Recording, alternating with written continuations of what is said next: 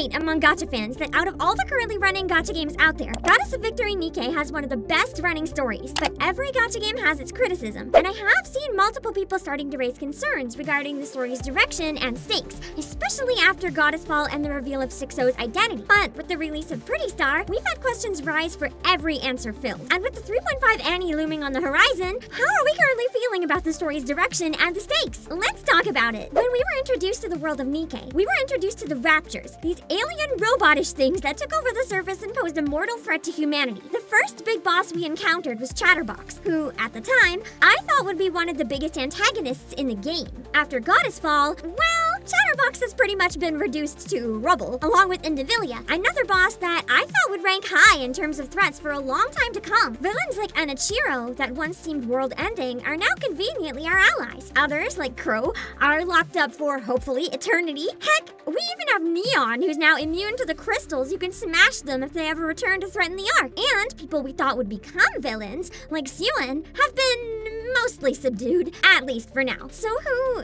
currently is the most immediate threat? The first thing that comes to mind is Queen Lilywrice, but we also know that she's currently regaining strength and not necessarily a huge threat at the moment. Her new Frankenstein heretic aside, but even with the Queen temporarily at bay, I don't really feel like the stakes have been lowered any. And I think it's actually a good thing that we've been cycling through different antagonists in focus, because it keeps things fresh and interesting. One of the most mysterious villains that had been building up for a long time was Sixo, first introduced in Dirty Backyard. In the most recent main story drop, Sixo was finally revealed to be an AI offshoot of Enoch's condensed negative emotions towards humanity after discovering that Pretty's body had been desecrated and converted into a weapon. These emotions spun out of control and bore resentment towards the Ark, vowing to destroy the Ark instead of protecting it, essentially creating an opposing force to Enoch and her goals. In the same update that we discovered Sixo's identity, we pretty much neutralized the threat, at least for now. But there is that remaining sense of dread knowing that Sixo isn't gone, and since Sixo isn't even human, we don't really know how to permanently kill it. Because how do you kill something that was never alive in the first place? Reception to this reveal has been rather mixed. Many people felt it was a cop-out, as there has been hype for as long as I can remember looking forward to who would inevitably betray us and reveal themselves to be Sixo. Could have been one of the CEOs, one of the fan-favorite NIKKE,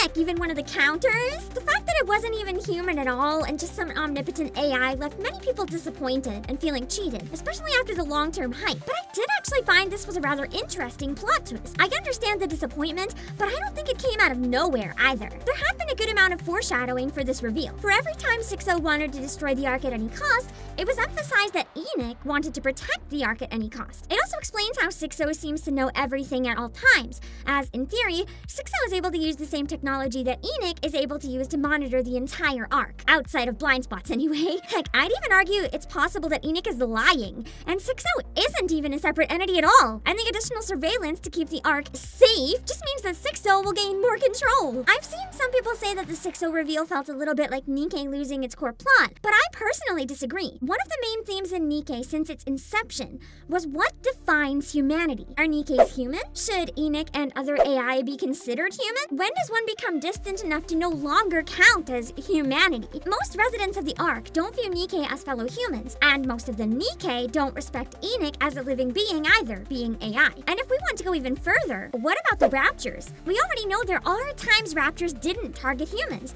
like in the case of Reptilian. So does that raise questions about annihilating their entire kind? Especially if we know the Queen was almost definitely once a NIKKE, which means she had a human brain? In my opinion, it just adds a third party to the equation. That's not necessarily on the side of humanity or the Raptors. And I'm interested to see if there'll be more AI, since we already know Enoch made 2 AI NIKKE, and hell, even Red Shoes returned as an AI, and now they'll mix it all into the lore over the long term. And speaking of anniversary coming up, another common theme, especially across anniversary events, has been the horrific loss of various important characters. Outside of the introductory Marion section, which is most likely the reason over half of us are still here right now, many of these emotional meteors struck in anniversary events, or a main story released with anniversary events, including Pina, Red Hood, and most recently, the destruction of Pioneer and Inherit. These moments initially hit quite hard, but over time, almost every single one of these characters has returned in some way, shape, or form. And I do personally worry the emotional impact has been lowered because of this. While I still find the story interesting, I don't find myself crying as often as I used to, though the Anderson reveal was beautifully done. I will say that finally getting to see Pretty's cutscene helped a bit in this regard, because we know she doesn't return. Even if Pretty's body lives on through Anise, Pretty has never taken over and we've never been able to converse with her. She sacrificed herself, and she's gone. This is a nice contrast to Red Hood, since even though she lives in Rappy, we've seen her take over a few times, to the point I've grown a bit numb to her death, since even if we now know it's final, it just feels like one day, maybe she'll still come back. I also thought Red Shoes had died for good until she returned in her AI form. Heck, even Rose from New Year, New Sword came back, and though I'm not disappointed, because she has one of the hottest designs and best side stories in the entire game in my opinion, it did, to me, make both of their deaths feel rather pointless. How many times can you bring characters back before it becomes the expected outcome? When watching the initial Marion scene and playing through Overzone for the first time, I was absolutely horrified at what I was witnessing. Watching these characters we learned to love, killed, and the trauma that the survivors had to endure was painful, and for many of us, was why we became attached to and decided to stick with the game long term. But over time, I did notice the impacts of these moments dwindling. A good example would be the destruction of the Pioneer Squad at the end of Goddess Fall. The Pioneer Squad had become my favorite squad in the entire game, but admittedly, despite my panic screeches, I did predict their destruction right before it happened. I literally said it right before Rapunzel was torn apart. Lilith! What if Lilith is the new queen, though? What if she kills Rapunzel?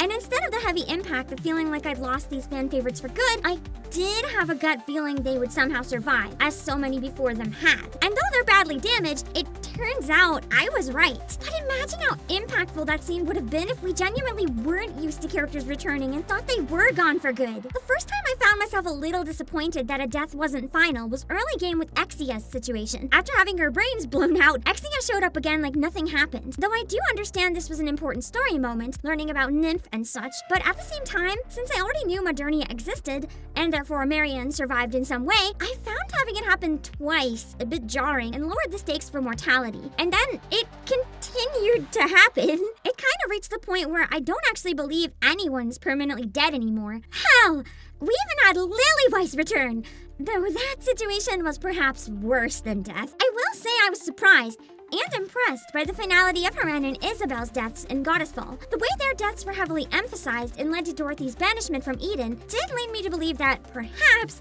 these deaths would be final, and there would be no coming back. I did, however, feel it was a bit of a cheap move. When we hadn't seen a lot of the Inherent Squad, and as much as I love them, I feel like it would have been symbolic having Pioneer die definitively, as it's time for the new legendary NIKKE, the Counters, to step in and write the future. Part of me does still wonder if Inherit will come back, but I hope Shift Up makes the decisive move to keep them dead, proving to us that the stakes very much are real, and none of our beloved NIKKE are safe. I do understand, though, that this, at its core, is a waifu gacha game.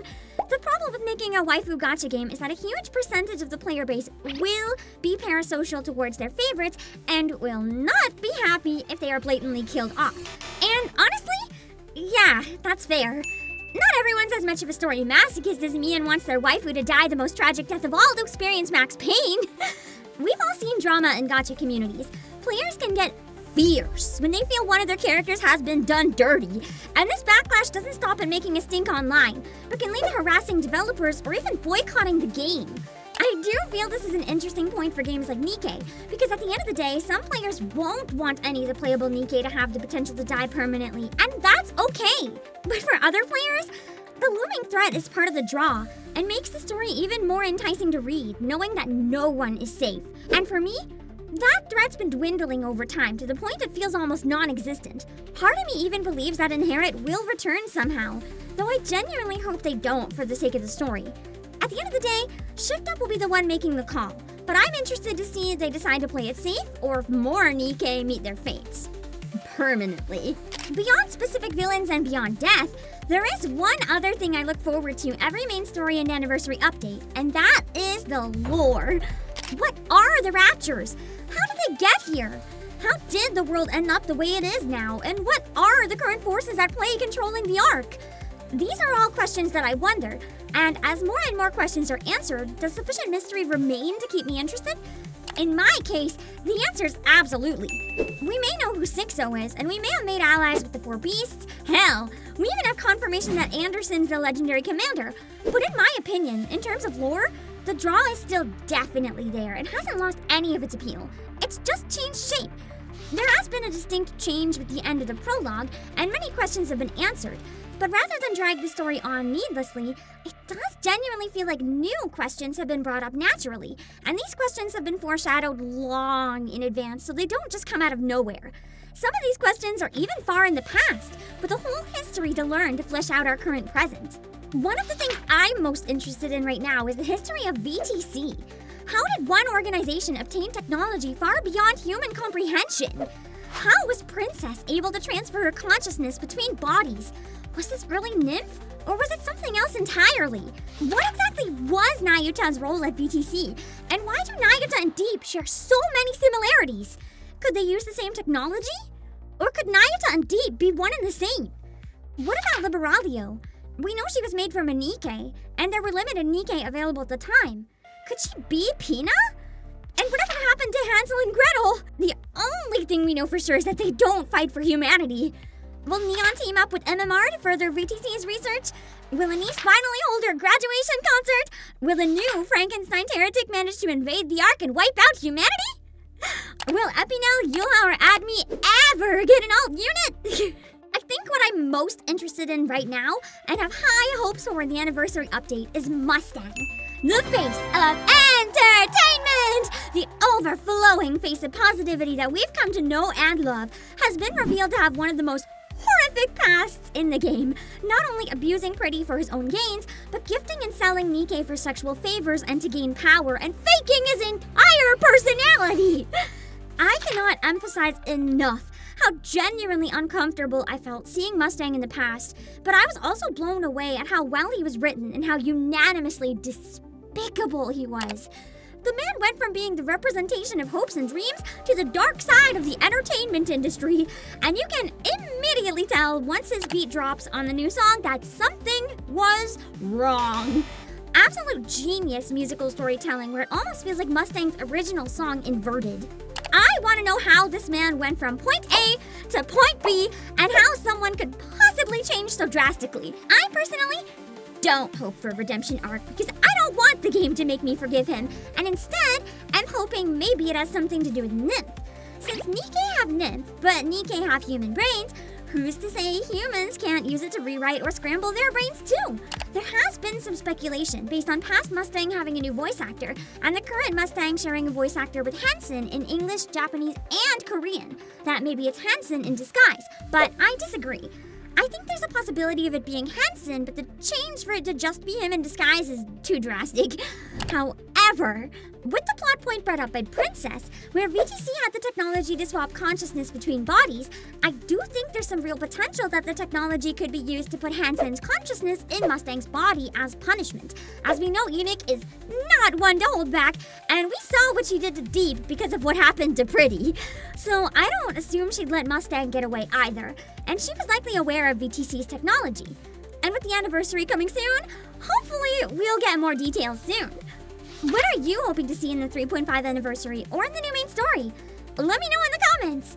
And use code Obakepam and the link in the description to save 6% on your next order, stocking up on NIKKE merch, TCG, and books!